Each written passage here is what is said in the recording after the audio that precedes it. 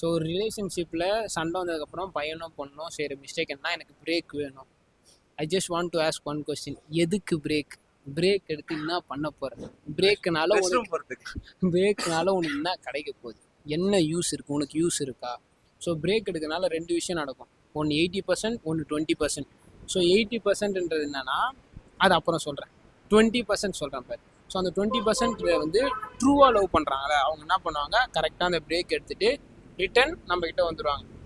இப்போ அந்த 80% இருக்குல்ல, ஸோ அதுதான் நீங்கள் வந்து நல்லா புரிஞ்சுக்கணும், உங்களுக்கு விபூதி அடிக்க போகிறாங்கன்னு அர்த்தம்.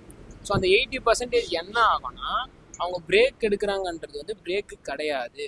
அந்த பிரேக் டைமில் ஒருத்தன் வந்து லஞ்சு சாப்பிட போகிறான். ஸோ அவன் தான் அந்த கௌஷிக். ஸோ அவன் வந்து எதுக்கு அந்த பிரேக் ஆகுதுன்னா அந்த பிரேக்கில் அந்த கேப்பில் நம்மள டாட்டா பாய் சொல்லிட்டு அவங்க கூட ஹாய் சொல்கிறது.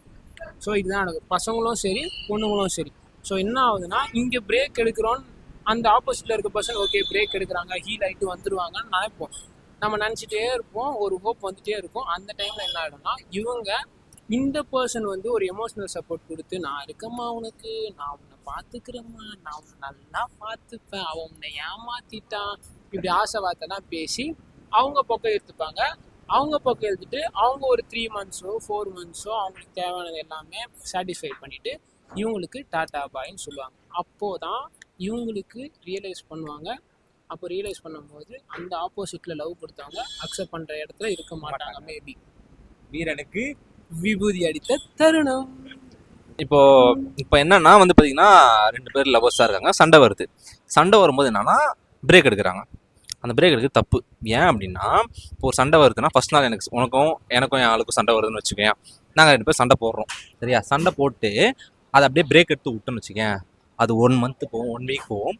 அந்த சண்டை போட்ட கசப்பான அந்த தருணம் இருக்கு இல்லையா, அந்த பேட் மெமரிஸ் அப்படியே இருக்கும். எனக்கும் வந்து உன் மேலே ஒரு மிஸ் அண்டர்ஸ்டாண்டிங் இருக்கும், உனக்கு என் மேலே ஒரு மிஸ் அண்டர்ஸ்டாண்டிங் இருக்கும். அந்த பிரச்சனையை கேப் விடாமல் அப்பயே பேசி சால்வ் பண்ணணும். சால்வ் பண்ணும்போது என்னன்னா அது அடுத்து இது போயிடுவோம், மறுநாள் நல்லா பேசுவோம், ஜாலியாக பேசுவோம், முடிஞ்சிடும். ஆனால் அது அப்படியே கேப் விட்டு எடுத்து போகும்போது இந்த கேப்பில் நான் எதாவது நினைப்பேன், உனக்கு ஒரு மனசு கஷ்டம், எனக்கு ஒரு மனசு கஷ்டம்.